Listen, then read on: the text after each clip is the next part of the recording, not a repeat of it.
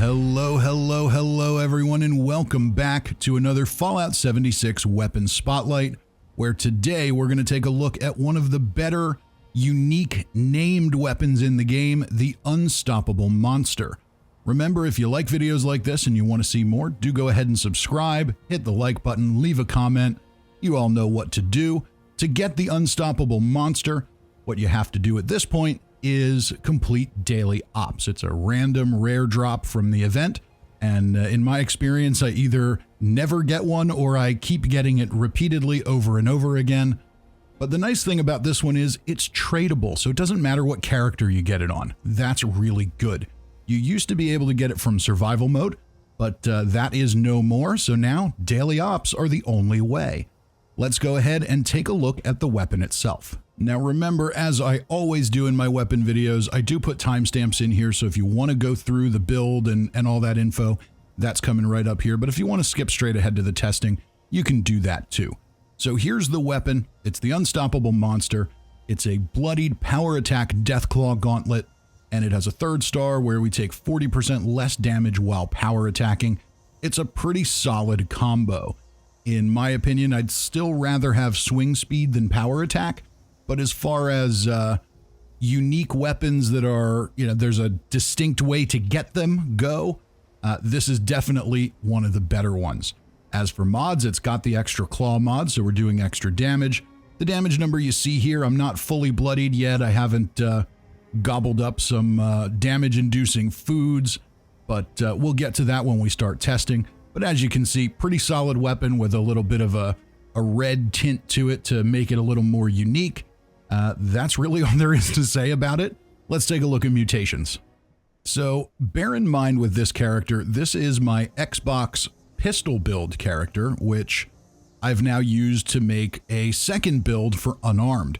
And it's not a perfect build. There's still a little bit of work I want to do, but I'm almost not sure I want to, because I'm kind of doing like a hybrid pistol and unarmed thing that I'm kind of having a little fun with. So, I don't know, it might work out, but anyway, let's go through them. We've got Adrenal Reaction, so we get more damage at low health. Bird Bones and Marsupial, so we can jump high and land softly. Carnivore, so meat is more effective. Eagle Eyes gives us better perception and critical damage. Egghead for more intelligence, which means more XP. Healing Factor to heal up between fights. Scaly Skin for more damage and energy resistance. Speed Demon for better movement speed. Talons for increased unarmed damage and bleeding damage. That's actually kind of useful. If you ever hit an enemy and you have just a sliver of health left, it's going to finish them off, which is really nice. And Twisted Muscles, again, for more melee damage and a chance to cripple. Now, I am using Class Freak here, so we're minimizing the negative effects of these. And because we're going low health with Unyielding Armor, it kind of offsets any specials lost. So there's not really a big negative to having all of these mutations. And so far, it's been working pretty well for me. Let's go ahead and take a look at legendary perks. So for legendary perks, unfortunately, even though you can swap your special loadouts around, you can't swap your legendary perks. So these are all more geared towards my pistol gorilla character. But, it is what it is. We're going to deal with what we have. And so I'll go through them all for you. We start with Ammo Factory, which lets me craft more ammunition. Not going to have a very significant impact today. Follow through, also not going to have a terribly significant impact, but I am going to try something with it. Ranged sneak attack damage makes the target take more damage for 10 seconds. Not a ranged weapon, so not a whole lot of mileage out of that one. Then we round things out with legendary luck, perception, endurance, and charisma. Pretty straightforward stuff. These let us take more perks in those categories. If I were doing a pure unarmed build, I would be picking different things.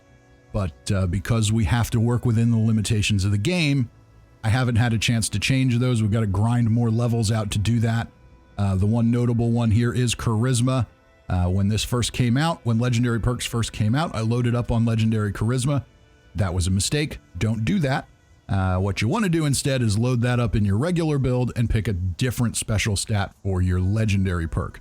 Legendary Charisma does let you take more legendary perks, but it does not let you share more perks like increased charisma in your pure build would. So bear that in mind. I think we get the point of legendary perks. This is what they are, so you can see them. They're not really going to have a huge impact on gameplay today. Let's take a look at the build. So as I said at the beginning of the video, this build is not perfect. There's more changes that I want to make, but I'm going to have to level up a little more before we do that. But I think that's okay. What I've ended up with here is almost a hybrid guerrilla slash unarmed slash universal stealth build that I'm kind of having a lot of fun with. So even though it's not like a min-max build, I'm enjoying it and it's getting the job done. We've got martial artist, so melee weapons way less and swing faster. Incisor to bypass armor. Iron Fist is maxed out, so we can max out our unarmed damage. Blocker, so we avoid incoming melee damage. Barbarian for some extra damage resistance when our strength is high. Perception is at 4, largely because of the legendary perk. That lets me take tank killer and concentrated fire. Not super useful for this weapon, but if I have to swap over to my automatic pistol without changing builds, it helps me get the things I need. I can target weak points and I can still avoid armor. And it's actually pretty effective. Under endurance, eventually this will probably get shuffled around a little bit. Revenant, so if I get revived during an event, I do extra damage. Radical for more strength when my rads are high. That helps with melee and unarmed damage. Fireproof to avoid some explosive damage. And I had an extra point there available, so I threw in Chem Fiend, even though I don't really do a lot of chems on this character. Charisma is at 8. Now, normally with an unarmed build, you'd want to be on a public server and on a public team so you can use strange in numbers and max that out. Unfortunately, with the enemy spawn bug that's happening in Fallout 76 right now, I don't really have a choice but to do this on a private world. Because if I don't, there aren't going to be any enemies to kill for me to show you this weapon. So we got to work with what we got to work with. So I went with Lone Wanderer, which helps me avoid some damage and gives me better AP regeneration. Tenderizer is still there to do more damage after repetitive hits. Strange in Numbers is there because, well, it's there. It's part of my normal build, but unfortunately, it's not really doing anything for me here today. Under Intelligence, we've got Nerd Rage for more damage, damage resistance, and AP regen at low health.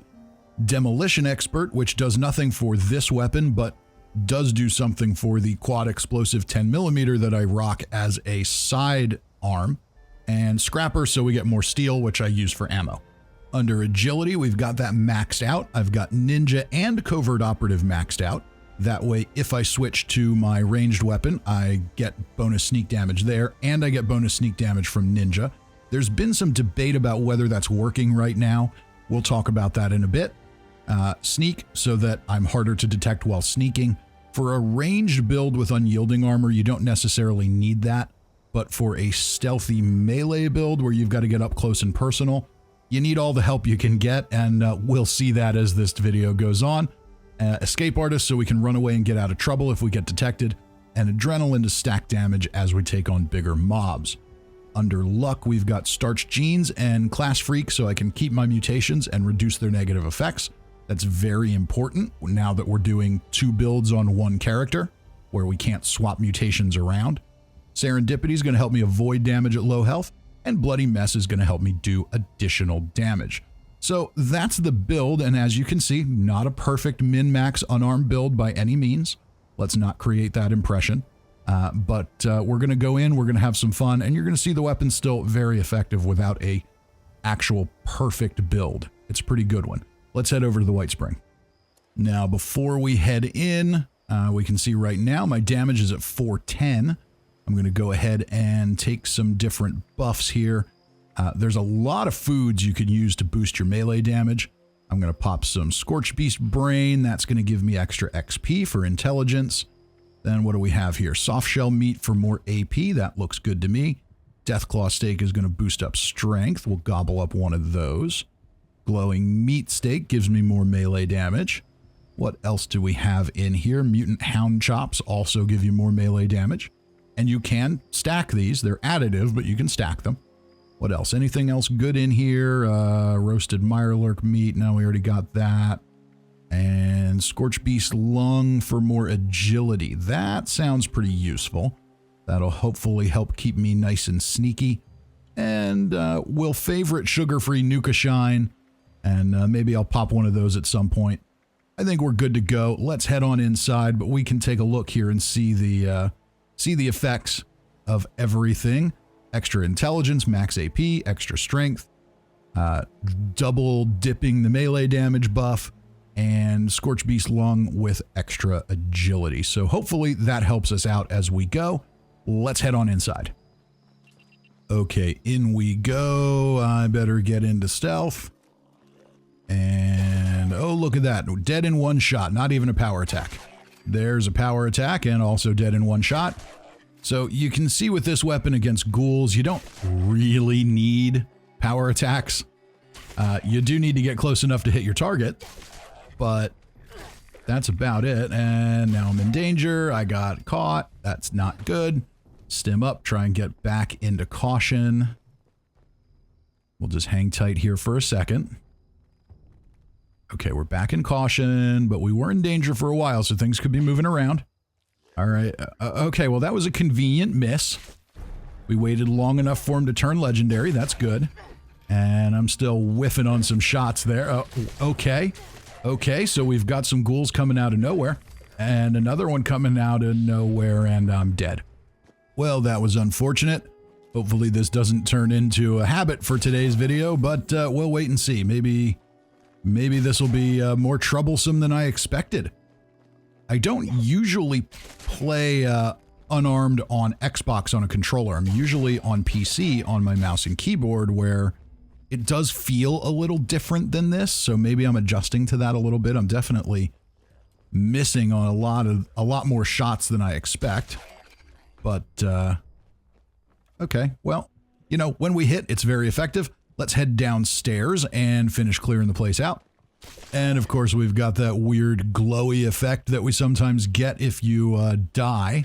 But that just makes it easier for us to see, so no problem there. These guys are posing no threat whatsoever as long as we get there and actually hit them. That's the challenge. If you whiff on your shots, then you get yourself in trouble.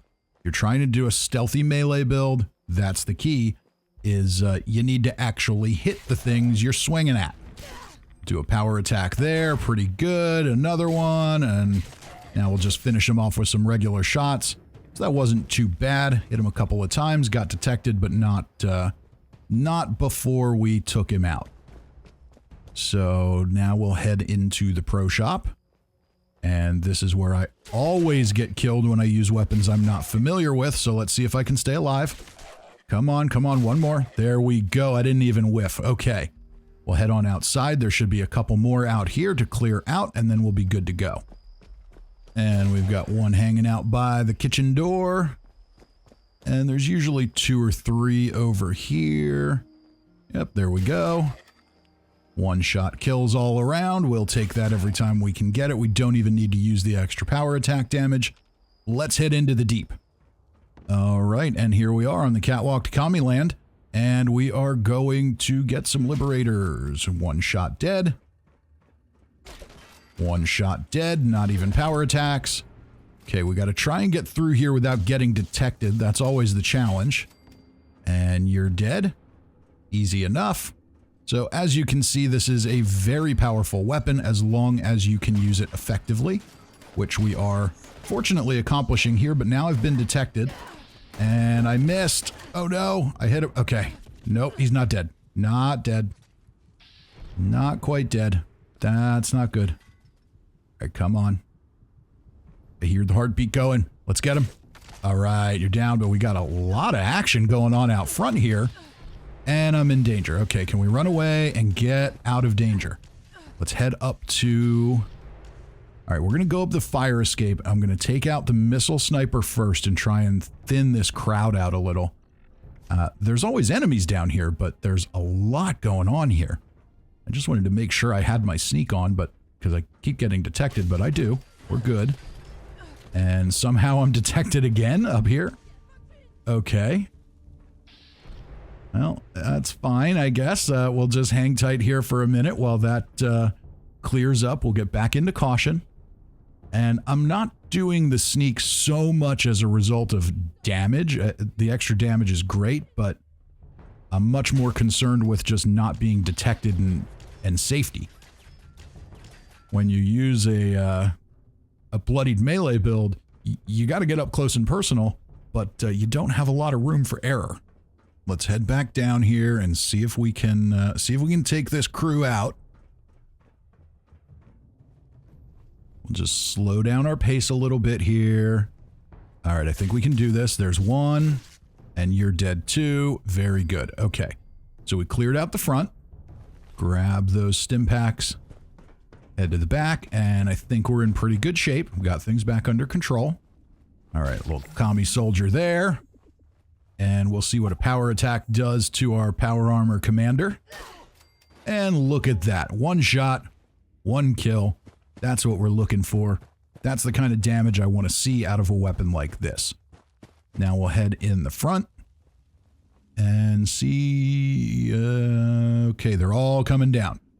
Oh, good. They're all grouped together. That's not what you want when you have a weapon like this. You want them separated. And we're detected. All right, I'm just going to try and do this. No. Maybe I should call this video Doing Stupid Things with the Unstoppable Monster, because that's what that was. I should have run away, but instead of running away, I kept trying. See what happens when you try? That's what you get. All right, we cleared out the last one. Well, we almost got him. There's only one left. Let's head up the stairs here, and another power attack on the commander. Good to go. Power attack on you. We're not messing around here. We need these one-shot kills to be safe here. I think there's just the one guy left. We'll try and sneak up here, and that's not a useful mod. We'll sneak up here, and power attack. You are dead. But we're still in caution. There's still one in here. Let's make sure we've wiped them all out. Nobody else upstairs, so there must be somebody else we missed down here, which makes sense, because I thought there was more than one that killed me. There we go. Only half health. Easy enough. You're dead.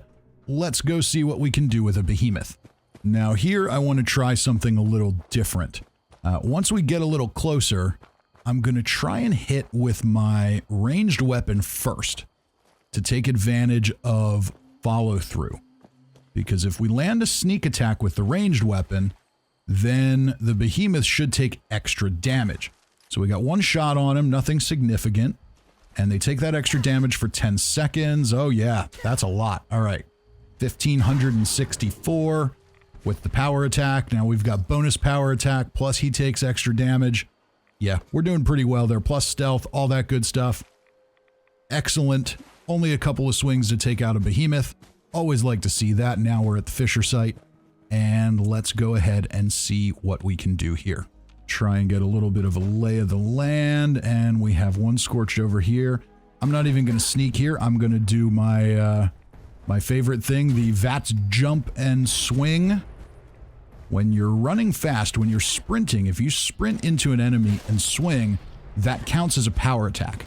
So that can be very useful too. Where are we at? Okay, they're coming in groups now. We got to try and avoid that, all while not irradiating ourselves to death. Where is my Rad X diluted? There we go. Okay, that'll help a little bit. Let's hit you. Oh, level 100 needs another hit. Okay, that I can work with. Because we're not even... okay, now I'm back in stealth. Now, that was easy enough. Now, trying to get the Scorchbeast to land is going to be interesting, but we'll see what happens. Okay, any other Scorched around? I don't see any. I think we can focus on the Scorchbeast now. So obviously, in the air, we can't hit him, so we're just going to have to target the wing a little bit. Going to get a few shots on it to do some damage and hopefully cripple it enough to force him to the ground. I don't want to do tons of damage to the Scorchbeast. I want to see what it looks like with the Unstoppable Monster, but laws of physics being what they are, we cannot fly quite as high as we'd like to, even in a Bethesda game. So here's some power attack damage. 1550 on the head. And thank you for just sitting here and letting me punch you in the face repeatedly. That makes my life a whole lot easier. Go ahead and loot him and head on over to Huntersville. Now, before coming here, I popped a vintage Nuka Shine. So we'll see if that helps us. It doesn't help me hit things with my terrible melee aim. All right, so far so good. And we got to try and avoid... Oh, now we're in danger. Now we're getting set on fire. Okay. All right, come on. Then, yep, doing stupid things with the unstoppable monster. Take 2. That went a little better. Get away before we get set on fire. That worked out pretty well this time around. And we'll head up into town. And we'll scale the water tower, jump, and power attack. And you're dead. All right, there's one dead mutant. Now, let's see where the other 2 are here. We've got a boy and his face eater. Only a level 50, but they are booking it to something, aren't they? All right, come on. Slow down. Slow down. Death is coming. Uh-oh. Back in danger. Not good. So, yeah. We're still doing stupid things with the unstoppable monster. And fortunately, the face eater didn't do much for us. That's good. Or do much to us, I should say. All right, let's see what we can do here. Let's sneak in. And level 60 needs a power attack to go down in one hit. There's another one. Yep, one power attack does the job. Fortunately, super mutants are slow and dumb, so we can get away with that. Level 160, you can die first, and you can die second. So with a little adrenaline built up and a power attack and stealth, a level 100 super mutant easily going down in one shot. Presume level 75 will too, if I can actually hit him. And there we go. And there's usually a face eater in the house here, but I don't see him. All right, okay. Well, hey, I'm on a private world, so we shouldn't be affected by the spawn bug, but I guess you never know. Let's go. Here is one. And go ahead and loot these. Come back around for his buddy. Goodbye. And we keep getting those repeatable XP challenges. I'll take those all the time. And there's the face eater. I hear him. And not anymore. Okay. So if we head up the road here, we're going to have another boy and his dog marching towards town. One more down on the end. And then we'll be done with Huntersville. Let's go ahead here and sneak up again. We'll take out the hound first. And there you go. Grab that mutant hound meat so we can cook it up for extra melee damage in the future. And for you, we're just going to run up and smack you in the face. Sounds pretty good to me. Let's talk conclusions. So, the big question as always is the unstoppable monster a good weapon? Well, I think it's pretty obvious that it is. Is it as good as it was in the old days when you got it from survival mode? No, because of all the weapon nerfs and everything, the damage isn't insanely high like it used to be. But as you can see, we had no trouble going around the map, killing most things with one shot, especially if we use a power attack. Even things like Behemoths and Scorchbeasts, especially if you employ some other little tricks, you can get them killed very, very efficiently. So lots of cool things you can do with this weapon. It looks cool. I love the sound of it. I love the way it feels to use it. I need to get a little better at feeling out melee targeting distance. I'm trying my best not to use VATS with melee because it kind of jerks you around all over the screen. It's very disorienting, so I'm not a big fan of melee VATS, but, you know, so some of what we saw today was just me improving and getting better at playing with these weapons. I'm not much of a melee player, so it takes a little time, but even in the hands of someone who is not particularly skilled with the weapon and didn't have a build that was truly optimized for it, we still did extremely well. So that tells me that this is a solid drop for anybody who gets one. You know, even if you're not a melee or even if you're not an unarmed build, just getting this as kind of a sidearm for your existing character, it's not a bad weapon to have. You can do pretty solid damage with this even without optimizing for it. So that's another thing to bear in mind. So all in all, I'm a big fan. I've wanted this one for a while. I remember getting a couple of them on some characters when I was in, with the old survival mode, and but I sold them in my vending machines because I didn't do an unarmed build. I had no desire to use it. I didn't have a channel. I didn't have all that stuff. So, but now we got it again, and we're doing well. Remember, if you want to get this one, you got to do daily ops. It will drop eventually. It's kind of a rare drop. I know for myself, on PC, on my actual unarmed build, I have not been able to get one. I haven't been able to get one on any of my PC characters, but on Xbox, they keep dropping all over the place. So it is what it is. And that, ladies and gentlemen, is going to bring us to the end of this one. Remember, as always, if you enjoyed yourself and you want to see more, do go ahead and subscribe, hit the like button, leave a comment, follow me on Twitter. There's always a lot more to come on the channel, and I do hope I see you next time. Till then, I'm Fisty McRib.